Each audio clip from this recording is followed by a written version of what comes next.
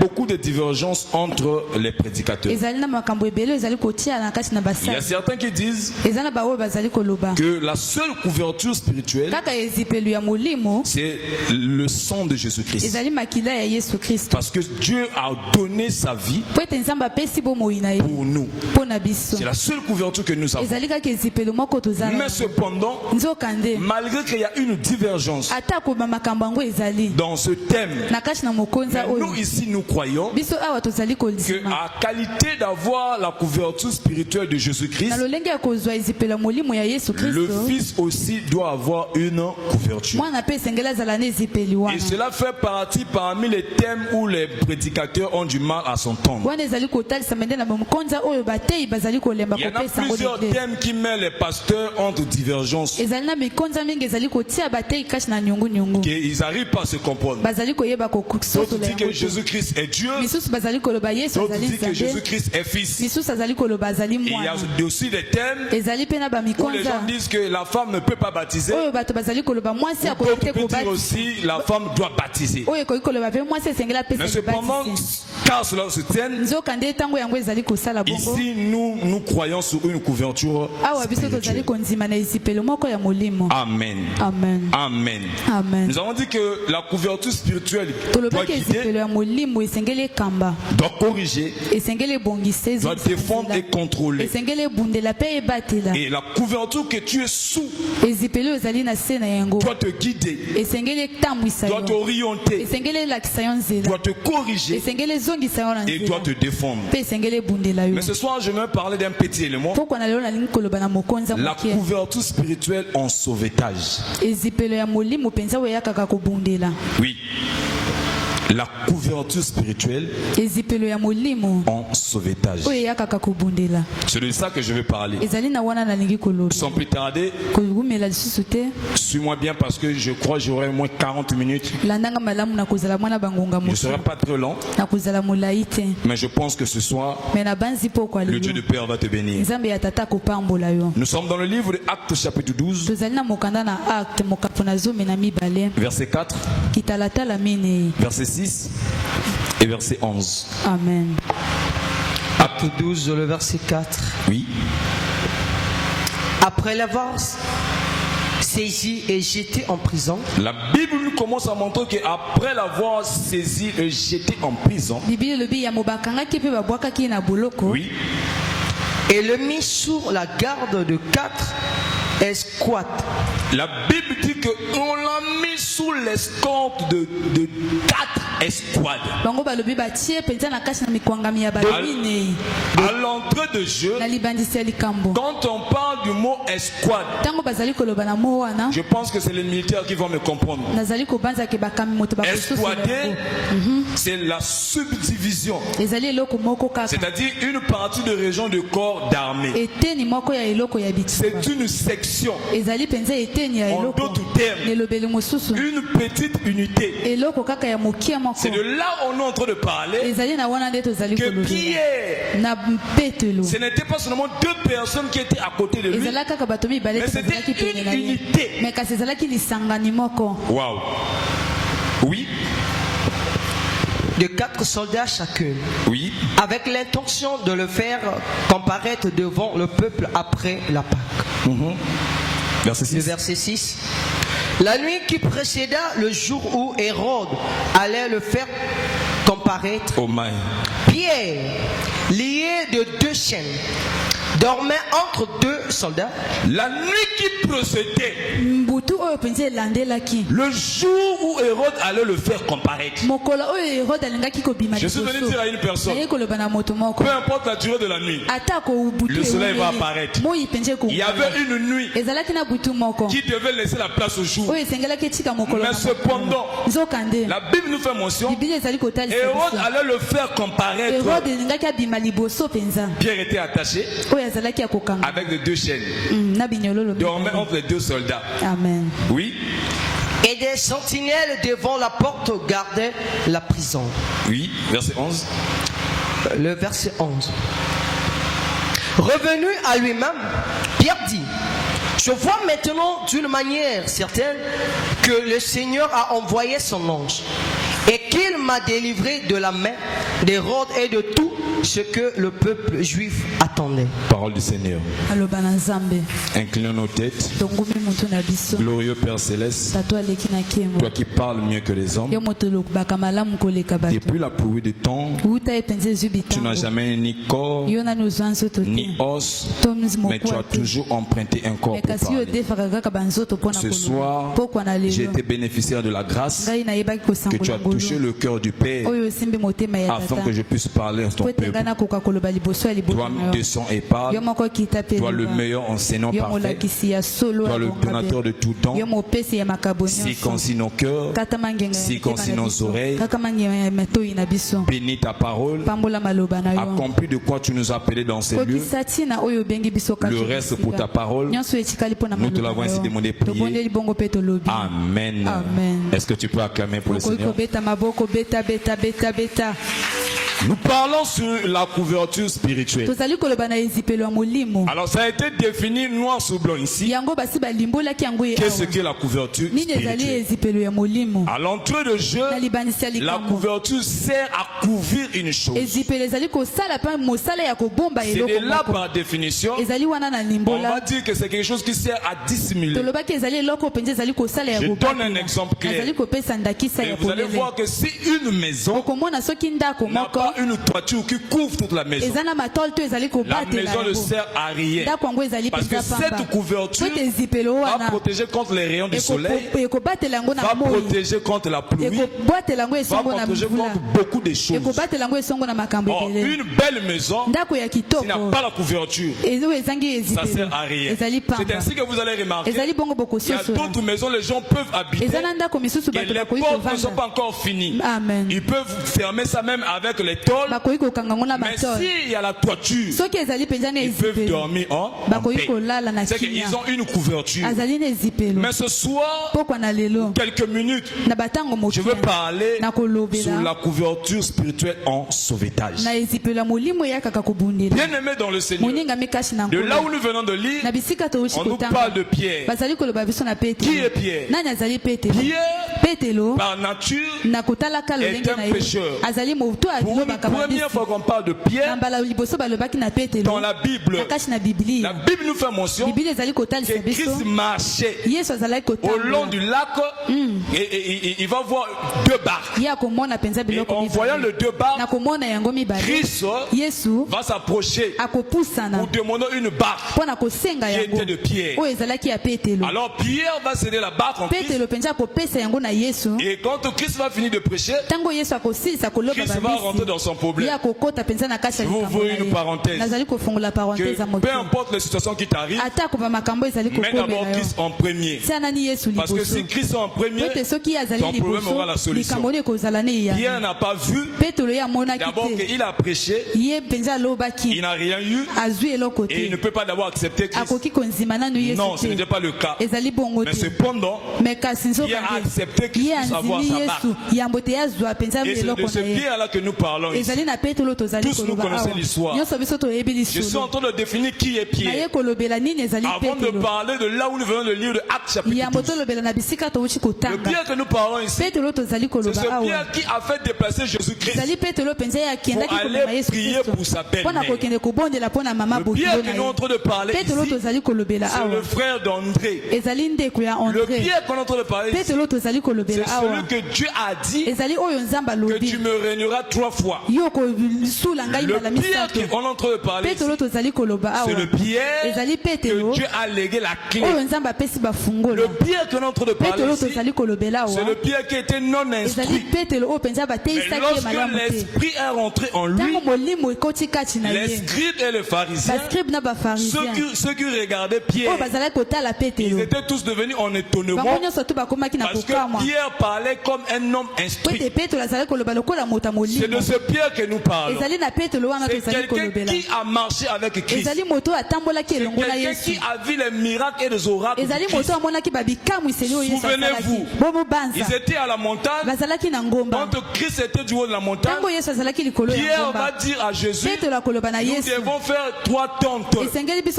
L'une pour toi, l'une pour Moïse et l'une pour Élie. C'est de ces pierres que je veux parler. C'est que cet homme que je suis en train de parler a de la valeur. Cet homme que je suis en train de parler est une figure incontournable de la Bible. Écoutez, la Bible fait mention que dans l'église il y a 3 colonnes. Et parmi ces 3 colonnes, Pierre est, Jean est et Jacques existe aussi. C'est de ce Pierre que je veux parler. Souvenez-vous, lorsque Christ devait aller faire le miracle dans la maison d'un homme plus riche, Christ va laisser les 9 disciples dehors. Il va faire rentrer les 3 disciples. Et parmi les 3, Pierre était à l'intérieur. Le Pierre que je suis en train de parler, c'est celui qui avait la révélation qu'il est le Fils de Dieu. C'est que Pierre ici, ce n'est pas n'importe qui, ma soeur. C'est quelqu'un qui maîtrisait les Écritures. C'est quelqu'un qui était versé dans les Écritures. C'est quelqu'un que l'Esprit habitait en lui en permanent après le départ de Christ. Et dans le livre de Actes chapitre 12, on nous présente que Hérode, qui était le roi à cette époque, et il persécutait l'église. À tel point, Hérode va fermer Jacques. Et quand il va arrêter Jacques, Hérode va tuer Jacques. Cela devient une habitude pour lui.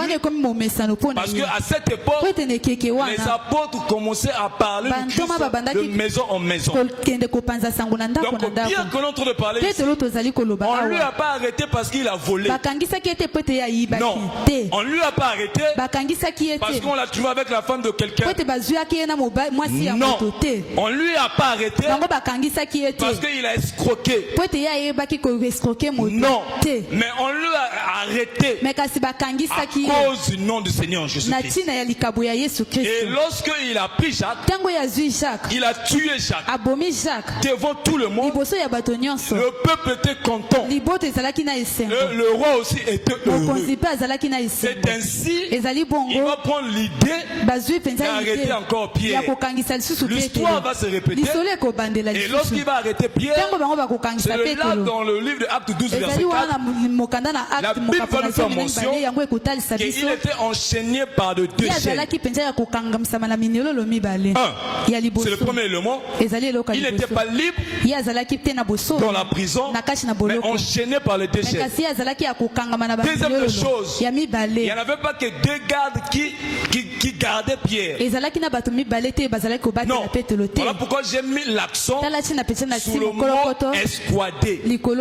J'ai dit que c'est les militaires qui vont me comprendre. Quand on parle d'escouader, c'est une unité. C'est-à-dire, lorsqu'on envoie une section, une troupe de gens, et là on peut parler d'escouader. Ça peut être au nombre de 10, de 20, de 30. C'est que Pierre était entouré de 4 personnes, plus de 40 personnes qui lui enchaînaient. Car cela le tienne, malgré qu'il y avait 40 personnes dehors, il y en avait encore 2 gardes à l'intérieur. Waouh!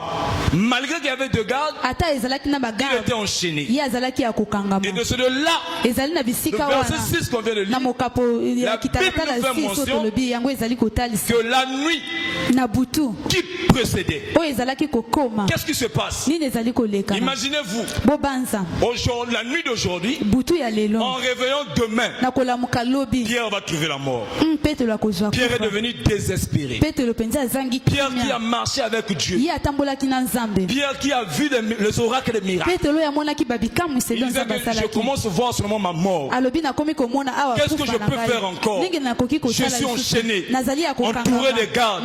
Qu'est-ce que je peux faire? Même ce même Pierre qui a dit à un estropié, je n'ai ni or ni argent à te donner. Je n'ai ni or ni argent à te donner. Mais ce que j'ai à te donner, lève-toi et marche. C'est ce Pierre qui n'a pas pu faire un miracle pour lui. Pierre désespéré, allaité, déshabillé. Oui. Mais la nuit qui procédait, je veux dire quelque chose. C'est vers la fin que le soleil apparaîtra. Je veux dire quelque chose à une personne. C'est là où ton intelligence s'est arrêtée que le Dieu du Père va commencer. Je veux dire quelque chose. Peu importe ce que tu es en train de vivre, ce qui est bien, ce qui est très bien, ce qui est mieux, tu es dans une bonne adresse. Voilà pourquoi j'avais dit, c'est dans la honte que Dieu manifeste. J'ai aimé le Père nous expliquer encore mieux ton effondrement, c'est le point de départ vers la gloire. Je libère une onction prophétique ce soir. De là où tu as tombé, c'est là où Dieu va te relever. Là où tu as eu la fin, c'est là où Dieu va se manifester. Mais je veux parler sur la couverture spirituelle comme un sauvetage. Et récemment pour Pierre, malgré qu'il était enchaîné, malgré qu'il y avait des gardes, malgré qu'il y avait tout ce monde-là, malgré que demain, on allait couper le cou. Mais le plus gros problème, Pierre avait une couverture. Oh, j'ai une bonne nouvelle pour toi. C'est dans les moments difficiles que ta couverture va se manifester. Tu ne m'as pas donné la main, je vais répéter. C'est dans les moments difficiles que la couverture va rentrer en scène. Pierre enchaîné, Pierre délaissé, et il attend le lendemain pour trouver la mort. La Bible dit que la nuit qui précédait, le jour où Hérode allait le faire comparaître devant le peuple, qu'est-ce qui va se passer? La couverture spirituelle va rentrer en scène, va envoyer un ange, et un ange va apparaître devant Pierre pour lui dire: Pierre, lève-toi. Lorsque Pierre est en train de se lever, les chaînes sont en train de se rompre. Lorsque Pierre est en train de se lever, la solution est en train de parler. Je suis venu dire à une personne, lorsque le Père se lève, la solution rentre dans la vie d'un fils. Lorsque le Père se lève, la couverture rentre dans le problème. Ce soir même, il y a un homme qui va se lever, il y a un homme qui va parler que Dieu a désiré pour toi. C'est vrai, tu es dans la prison, c'est vrai, les choses ne marchent pas, c'est vrai, tu es malade, c'est vrai, on a parlé du mal de toi, c'est vrai, tu es en train de dormir mal. Mais ce qui est bien, ta situation a une solution ce soir. La Bible dit que la nuit qui précédait, l'ange est venu. Et raisonnement pour toi, nous avons pris les anges spirituels, mais nous avons les anges terrestres. Quand je parle de l'ange terrestre, je parle de notre Père. Quand je parle de notre Père, nous parlons de la fontaine céleste. Cet homme, lorsqu'il se lève, peu importe le défaut, peu importe le problème, peu importe la situation, tu sortiras en paix. Tu sortiras en paix. Tu sortiras en paix. Tu vivras la guérison, tu vivras les miracles, tu vivras l'élévation. Parce que lorsque l'ange vient, il ne vient pas pour faire le discours, mais il vient pour trois choses. La première des choses, ma soeur Mervy, lorsque le Père va t'élever, il doit te revêtir.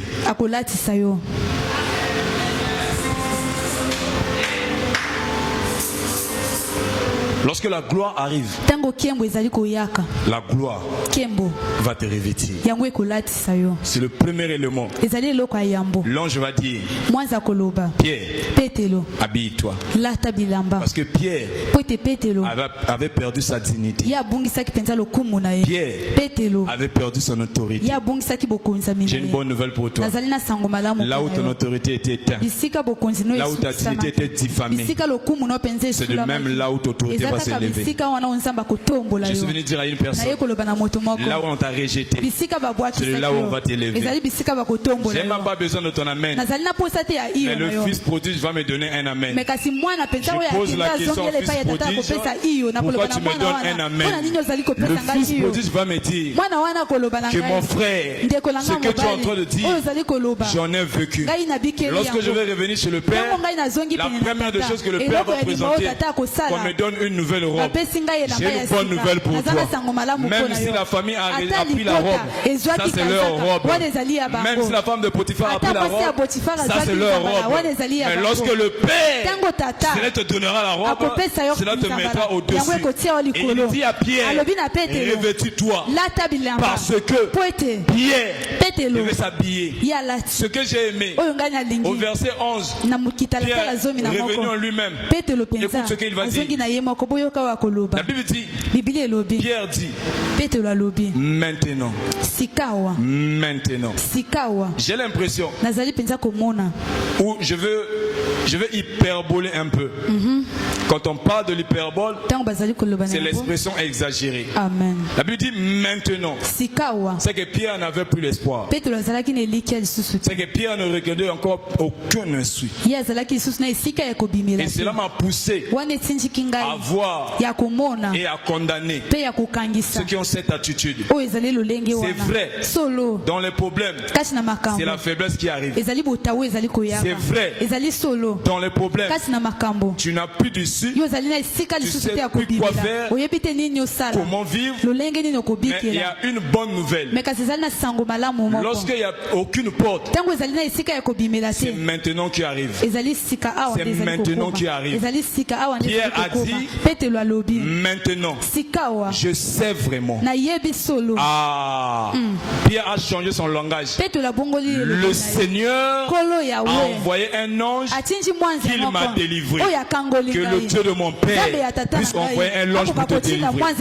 Que le Dieu de mon Père puisse envoyer un ange pour te délivrer. Que le Dieu de mon Père puisse envoyer un ange pour changer les choses.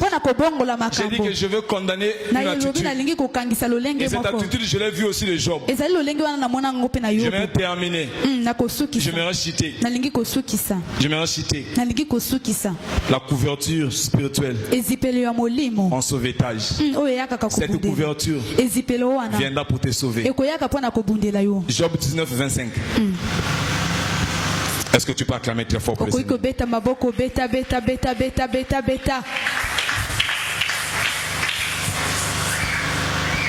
Job 19, 25.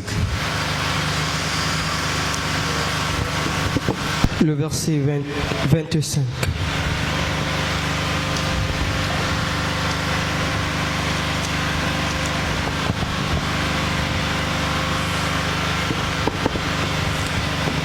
Mais je sais que mon rédempteur est vivant. C'est de là où je vais citer.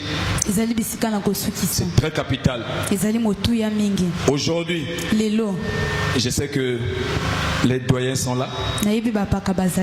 Je sais que je suis dans une église bien instruite. Mais mettez, cela va sortir peut-être dans mon compte, mon ignorance. Mais Job n'a pas compris une chose. Job va dire, oui mon frère, mais je sais que mon rédempteur est vivant. Job savait qu'il y a un Dieu. Comme Pierre, il savait la couverture défend. La couverture peut guider. Mais ce qu'eux oubliaient, la couverture finit toujours par venir en sauvetage. Job était vers la fin. Et Job va en tenir un langage que je sais que mon rédempteur est vivant. Oui, Job, tu n'as pas tort. Ton rédempteur est vivant. Mais Job va ajouter quelque chose. Pour moi et lui, nous n'allons pas s'entendre. Il dit que son rédempteur est vivant, mais il s'élèvera en dernier. Job, tu t'es trompé. Le Dieu de mon Père ne se lève pas en dernier. Il y a un problème. Quelque chose qui vient après le temps. Quelque chose qui vient après le temps. Ce n'est pas de Dieu. Mais la chose de Dieu Dieu, la délivrance de Dieu vient au temps convenable. C'est ainsi que Ecclésiaste va me soutenir.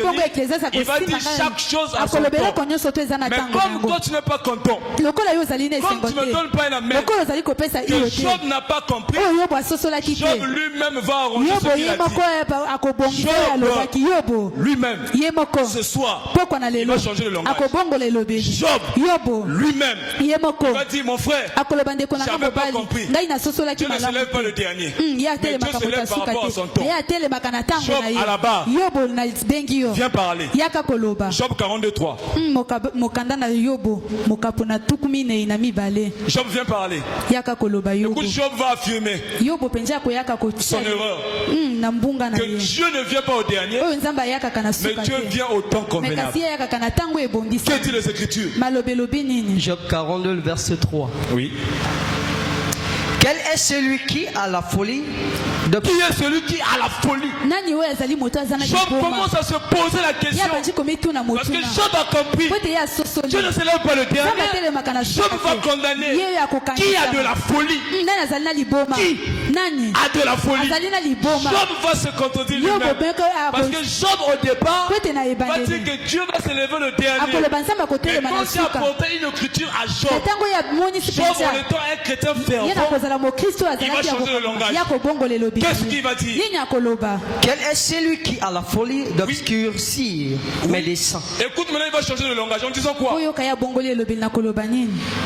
Quel est celui qui déjà, oui, a la folie d'obscurcir? Oui, oui. J'ai parlé sans. Écoute, il va affirmer. Je pose la question à Job. Job, est-ce que Dieu se lève en dernier? Job va dire non. Dieu ne se lève pas en dernier, mais Dieu se lève au temps convenable. Job, est-ce que ce que j'ai dit, j'ai raison? Écoute la réponse de Job. Oui, j'ai parlé sans les comprendre. Oui, j'ai parlé sans les comprendre. Ah, Job avait parlé sans comprendre. Je veux dire à une personne que ne t'a pas laissé. Toi aussi tu as parlé sans comprendre. Toi aussi tu parlais sans comprendre. Et heureusement pour toi, ce soir, Dieu va te lever au temps convenable. Job va accepter. Aïe aïe aïe. Oui. J'ai parlé sans comprendre. Il a parlé sans comprendre. Dieu ne se lève pas le dernier, mais Dieu se lève au temps convenable. Parce que quand Dieu se lève, le tout de toi doit changer. Dieu ne se lève pas pour faire plaisir. Dieu ne se lève pas pour le plaisir de se lever, mais Dieu se lève pour changer tout ce qui était fait. Il va soutenir la thèse. Il dit oui. Oui. J'ai parlé sans les comprendre. J'ai parlé sans comprendre. Les merveilles qui me dépassent. Ah, les merveilles qui me dépassent. C'est qu'en ce moment-là, je ne sais pas lever le dernier, mais Dieu s'est levé au temps convenable. J'ai une bonne nouvelle pour toi. Laisse les gens te critiquer. Laisse les gens parler mal de toi. Laisse les gens parler de ta situation. Laisse les gens parler ce qu'ils peuvent parler. Je t'encourage. Laisse-le parler. Laisse-le parler. Laisse-le parler. Je disais laisse-le parler. Laisse-le parler. Laisse les gens prendre ta situation et lever ta situation. Ce que j'aime avec Dieu, ce que j'aime avec Dieu, de la même manière qu'on a publié mal ton nom, c'est de la même manière qu'il va multiplier ton nom au-dessus. J'ai une bonne nouvelle pour toi. Toi qui en as diffamé, toi qui en as parlé mal de toi, toi qui en as donné tous les noms, ce soir, il y a un Dieu qui va changer ton histoire. Ce soir, il y a un Dieu qui va changer de toi. Tu avais parlé dans la souffrance, tu avais parlé dans la douleur. Le Dieu de mon Père est venu se lever au temps convenable. Parce que cette année, c'est ton année. C'est vrai que 2025, ça n'a pas marché. Ce n'était pas ton année. 2024, les choses ne sont pas marchées. Ce n'était pas ton année. 2023, les choses ne sont pas marchées. Ce n'était pas ton année. Mais 2026, le fait qu'il y a une couverture qui va venir en otage va te faire sortir. Puisque tu ne me donnes pas un amen, je suis en train de voir voir 3 personnes au nom de Meshach, Shadrach, Abednego. J'étais dans le foulard ils étaient là. Mais comme ce n'était pas leur temps, le feu ne pouvait pas leur consumer. Lorsqu'on va retirer Shadrach, Meshach, Abednego, on va jeter les autres. Puisque c'était leur temps, ils seront consumés. J'ai une bonne nouvelle pour toi. Cette année, c'est pour toi. La couverture spirituelle ne va pas seulement te défendre. Non. La couverture spirituelle ne viendra pas seulement pour te guider. Non. La couverture spirituelle ne viendra seulement pas seulement pour te contrôler. Non. Mais la couverture spirituelle viendra aussi pour te sauver. La couverture spirituelle viendra aussi pour te sauver. Voilà pourquoi je suis dit à une personne. La couverture spirituelle d'un père joue beaucoup de rôles. Non seulement pour te défendre. Il peut avoir les attaques. La couverture spirituelle va te défendre. Il peut avoir des choses la nuit que toi tu ne vois pas. Ça te défend. Mais lorsque tu es aussi dans le trou, la couverture spirituelle vient te sauver. C'est ainsi que Sarah va me donner une offrande. Je pose la question à Sarah. Pourquoi tu me donnes une offrande? Sarah va me dire la couverture spirituelle de mon mari Abraham est venu me sauver dans le noir de Pharaon. Je suis venu dire quelque chose à personne. Ce soir, chaîné, peut-être lié, barricadé, il n'y avait plus la solution. Je sais que tu es Pierre de ce soir, mais Dieu va envoyer un ange. Lorsque l'ange vient, ce n'est pas pour les discours. Lorsque l'ange vient, ce n'est pas pour parler. Mais lorsque l'ange vient, c'est pour te sauver. Lorsque Pierre arrive dehors, il a vu les merveilles, il a vu les choses. Il y avait toute une unité, il y avait la section, il y avait des gardes partout. Pierre va dire maintenant, la même manière, Job aussi avait dit, j'ai écouté parler de toi, j'ai vu voir de toi, mais maintenant, mes yeux ont vu, maintenant, mes oreilles ont vu. J'ai une bonne nouvelle pour toi. Ça ne sera pas demain, ça ne sera pas après-demain, ça ne sera pas en décembre, ça ne sera pas en 2025, ça ne sera pas en 2028 que Dieu va te sauver, mais ça sera ce soir à ma qualité d'être le fils dans la maison du Père. Je libère l'onction et la grâce là où on était fermé, là où tu étais bloqué, là où ça ne marchait pas, là où tu étais lié. Il est grand temps que le Dieu de mon Père, il est grand temps que le Dieu de la porte, il est grand temps que le Dieu du Père puisse rentrer en scène. Lorsque Dieu rentre en scène, les ennemis prennent la fuite. Écoutez ce que Dieu dit. Si j'ai agi, qui s'y opposera? Aucune personne dans ta famille va s'opposer du sauvetage de la couverture spirituelle. Aucune personne, que ce soit tes voisins, ton mari, tes ennemis. Au contraire, si tu me donnes un amen, je vais te déposer quelque chose. Si tu peux me donner un amen, je vais te déposer quelque chose. Écoutez ce que la Bible dit. Lorsque Dieu bénit une personne, même ses ennemis, ils prennent la fuite. Non seulement ses mêmes ennemis, mais c'est aussi ces mêmes ennemis qui viennent aussi pour le bénir. J'ai une bonne nouvelle pour toi. Quand mon temps c'est quand il y a un rebête de l'homme à beaucoup. Amen. Quand mon temps est ma peine, il y a un rebête de l'homme à beaucoup. Amen. Non. Ton amen n'arrive pas. Waouh. Je termine pour dire Mardoché, il était diffamé. Aman lui a tout dit, a tout présenté. Oui. Aman était portier. Très. Il traînait dehors avec un habit de mendiant. Qui pouvait donner du respect à Aman? Qui pouvait l'honorer? Qui? Aman était au dernier plan. Mardoché était au dernier plan. Mardoché n'avait pas un habit qui faisait la vérité. Mardoché était diffamé. Mais lorsque la couverture est venue en sauvetage,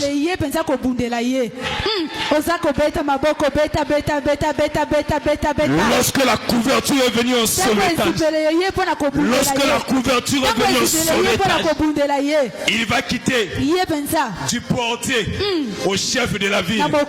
Je suis venu dire à une personne, il est grand temps, tu vas quitter du célibataire au mariage civil.